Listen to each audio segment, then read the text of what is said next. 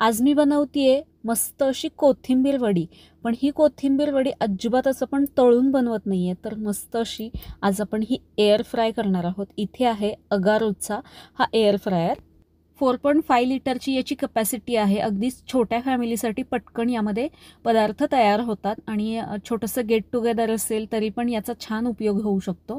1400 watt powers आहे, त्यामुळे fast यामध्ये पदार्थ तयार होतो आणि हेल्दी कुकिंग होतं यामध्ये 360 degree rapid hot air circulation technology आहे, त्याच्यामुळे पटकन यामधली जी हीट आहे ती सगळ्या डायरेक्शनमध्ये एकसारखी अशी पसरली जाते, त्यामुळे पदार्थ सगळ्या बाजूनी एकसारखा असा व्यवस्थित शिजला जातो आणि यामध्ये 90% ऑइल कमी लागतं आणि त्यामधला जो क्रिस्पीनेस आहे तो तसाच टिकून राहतो, त्याचं टेक्स्चर पण शेवटपर्यंत तसंच राहतं।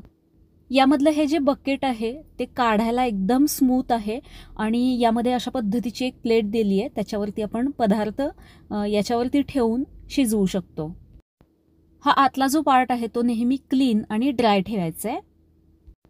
याला डिजिटल डिस्प्ले आहे आणि टच कंट्रोल असल्यामुळे तुम्ही यातले जे काही फंक्शन्स आहेत ते वापरू शकता। पहिल्यांदा चालू केल्यानंतर एम हा इथे एक ऑप्शन आहे, एम प्रेस केल्यानंतर इथे जे काही ऑप्शन येतात, म्हणजे जसं की यामध्ये 7 प्रीसेट प्रोग्राम आणि रिहीट आहे।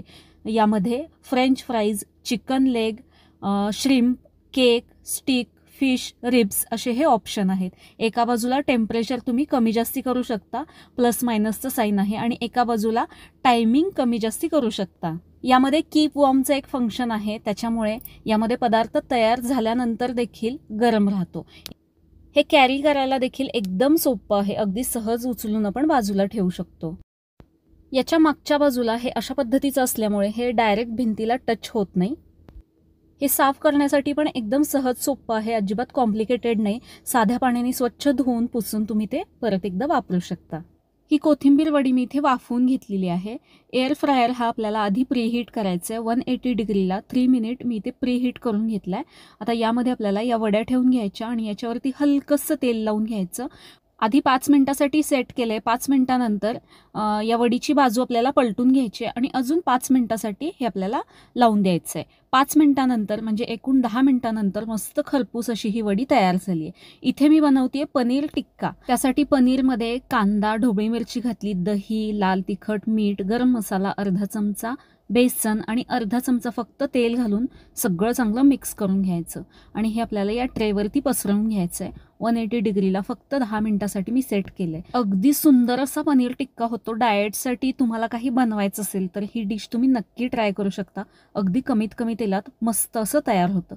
इथे मी फ्रेंच फ्राईज बनवतेय, याच्यावरती फक्त अर्धा चमचा तेल टाकलं, मीठ टाकलं आणि इथे मोड आहे फ्रेंच फ्राईजचा तो सिलेक्ट केला।